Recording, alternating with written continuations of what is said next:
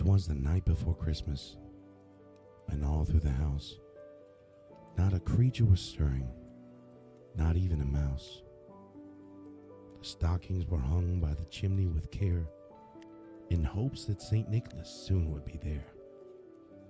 The children were nestled all snug in their beds, while visions of sugar plums danced in their heads.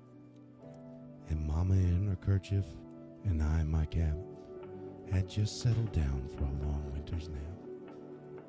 When out on the lawn there arose such a clatter, I sprang from my bed to see what was the matter. Away to the window I flew like a flash, tore open the shutters and threw up the sash.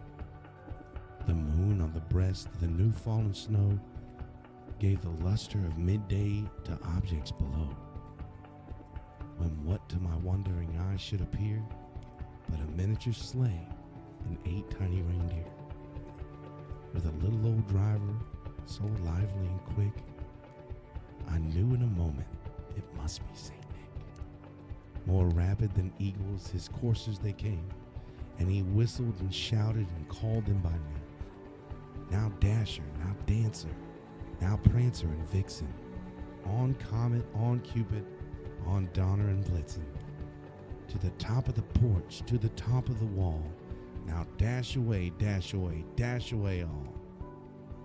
As dry leaves that before the wild hurricane fly, when they meet with an obstacle, mount to the sky. So up to the housetop the coursers they flew, with a sleigh full of toys, and St. Nicholas too. And then, in a twinkling, I heard on the roof the prancing and pawing of each little hoof. As I drew in my hand and was turning around, down the chimney St. Nicholas came with a bound. He was dressed in all fur, from his head to his foot, and his clothes were all tarnished with ashes and soot. A bundle of toys he had flung on his back, and he looked like a peddler just opening his sack. His eyes, how they twinkled, his dimples how merry. His cheeks were like roses, his nose like a cherry. His droll little mouth was drawn up like a bow, and a beard on his chin was as white as the snow. The stump of his pipe he held tight in his teeth, and the smoke it encircled his head like a wreath. He had a broad face and a little round belly that shook when he laughed like a bowl full of jelly. He was chubby and plump, a right jolly old elf, and I laughed when I saw him in spite of myself.